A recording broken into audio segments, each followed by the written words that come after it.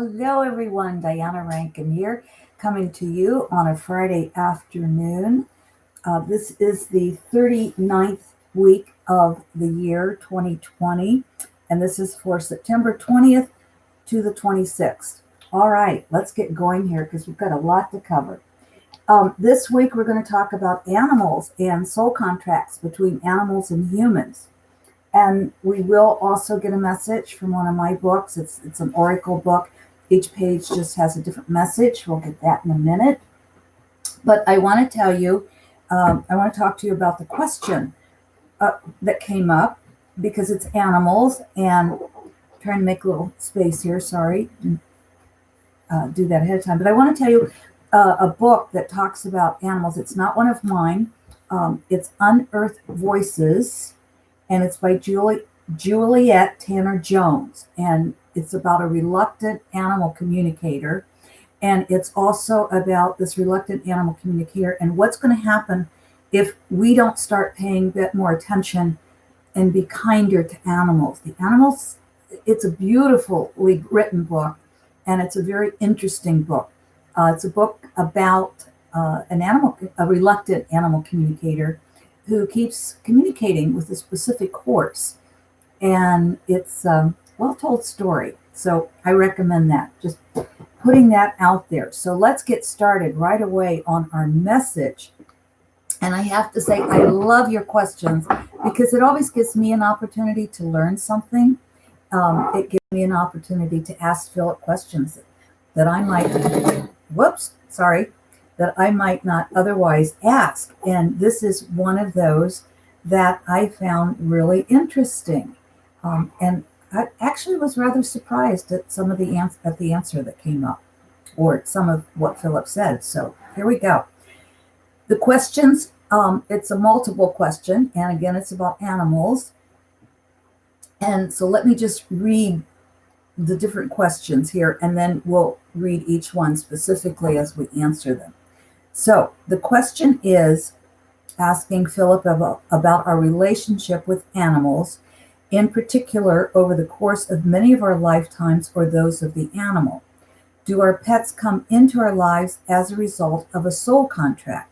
If so, and that contract is not fulfilled, for example, the human rejects the animal by selling it or giving it up for adoption, might the animal come into the person's life again to attempt to fulfill the contract? Okay, here we go. Phillip starts out by saying, let us refer to the animal soul as all with 4 legs. Let us also include the winged ones and those with fins. So we have those who walk on land, those who fly the skies, and those who swim the water. So we're including all of them together in our talk about animals. So when we say animals, we're talking the birds and the fish, etc. Let us also recognize that most humans have had life experiences as animals. Those who communicate with animals can do so because they have spent lifetimes in the animal kingdom in different forms. Many humans come from a single cell and evolve over multiple lifetimes and life forms. This includes those who originate from or have spent time on other planets in other universes. It also includes those, I'll turn the page here, who originated on Earth. There are 2 exceptions. The one exception is a being who is impatient and jumps too quickly into human form. When doing so, there is no understanding of animals. These humans are what you might call lower or newer souls. Eventually, they will experience animal life. This is allowed. There is no 1, 2, 3 order of life that must be followed. The other exception is a being who takes human form to help those who are struggling to bring light, with a capital L, to the planet. This being may not go through the normal birth or death process. They are of a higher order and come to add light only. And again, light has a capital L. Humans who have gone through the more normal progressions may choose to have a life as an animal for the sheer enjoyment. For example, someone who, as a human, dreamed of flying may choose life as a winged one. The next human life they may conquer a way for humans to fly as they are able to remember what they learned as a winged one. All this said, let us look at the specific questions. The first question is, do our pets come into our lives as a result of a soul contract? And the answer to that Philip gives us is most often yes. There are those pets who leave the third dimension to acquire a new body and return to you in your same lifetime also. And I will say, I've had that experience where I had a pet and then she came back in a different body as a young cat, and it was a Siamese cat. It was the very first cat as an adult that I had, and when I was teaching, my students gave her to me. And one day she actually broke her leg. She fell off the roof. She got out a window when my back was turned and fell and broke her leg.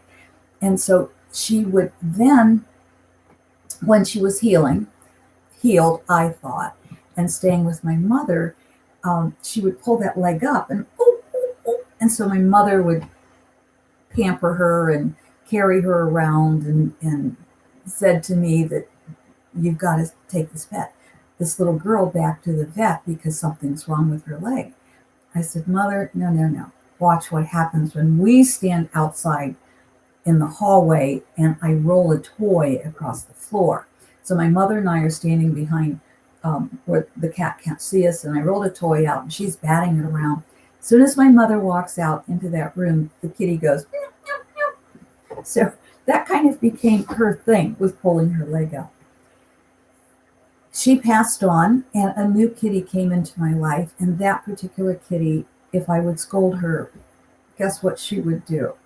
There was no question in my mind who she was.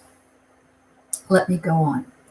In spirit world, all souls gather together with other souls to prepare for earth life. The bonding is usually within the same soul family, which includes multiple forms of life expressions, animals, human, etc.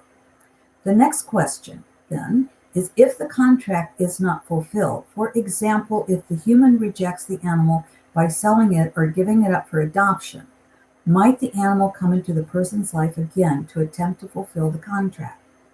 The answer that Phillip gives us is this. This question makes the assumption and judgment that the soul contract requires the human and pet to both complete their lives together before moving apart. There are two reasons this assumption is not correct. One is the soul contract is different for each human and animal. For example, a human may agree to prepare an animal for another human. The first human has a contract to train the animal. The animal has a contract to learn. The next human has a contract to cherish and care for the animal. We could continue to list multiple cases and contracts of different natures among humans and animals. We believe the point has been made, so we will leave the thought here. The second reason is that human and animals have multiple life experiences to grow and learn. Earth life is for the experience, the adventure, if you will. When looked at from a human perspective, there is much to be desired. Humans must learn how to live in harmony with the animal kingdom. From a spiritual perspective, both human and animals are learning. Even when it seems life is moving backwards, it is simply moving around, which means kindness and compassion among species are not lost. Just forgotten perhaps while the circle comes back on itself again to where love prevails. I love that. So I'm going to read that again. Even though we have a lot to learn to create harmony in our world and to live in harmony with the animal kingdom. That's from the human perspective. From a spiritual perspective, both human and animals are learning.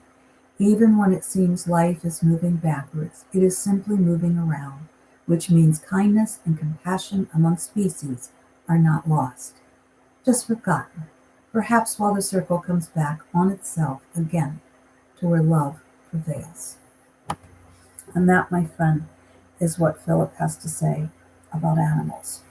And again, that last paragraph is my absolute favorite. Let's get a message, shall we? And before I forget, thank you all so much for coming every week. Thank you for your comments. Thank you for your questions. You can put them in the comments below. I do see them and do my best to try to answer. I don't get the answers out every week, but I'm trying to get better. You can email them to me. That is below. By the way, if I did forget to mention it, I did put a link to this book on Amazon below as well. So you can just go to that link if you want to know more about that book. So email me, comments below, give me your questions. And I do ask that you make them universal questions rather than personal. If you want personal questions answered, please contact me to set up a special session for you. All right, here we go. I'm thinking left. If you thought left, and you saw what we did, we just flipped through the book. If you said left, then that's your intuition's working. So that's our universal message this week. If you said right or thought right, then that is a very specific, something you personally need to hear. So here's our message for this week from Phillip. As you think of yourself, so you become. As you think of yourself, so you become. My friends, I can't tell you strongly enough that you are pure love, that you are worthy of all greatness, that you are loving and caring and kind. Put that out there because that's who you are, and that's what will come back to you. And that's how we build this world of love. If you heard right, this is your specific message. God is the reality behind every appearance. God is the reality behind every appearance. However we think of God. And I always say, don't let your God be so small. Push it out there. God is huge. God is infinite. And we may call God spirit or universe, but by whatever name, make your God bigger and know that your God is pure love. I want to share something very personal with you. Many of you on the last few videos, you saw one of my very special kitties, little Petey, sitting in the chair behind me here. You can kind of see the edge of it there. Petey has started her new adventure. As some might say, she crossed the Rainbow Bridge this week. So I thank you for your prayers for her. I thank you for holding my grieving heart in yours. And most of all, my friends, I thank you for adding love to our world. Let us together create with all animals and all people a loving world. Until we meet again, thank you. I love you.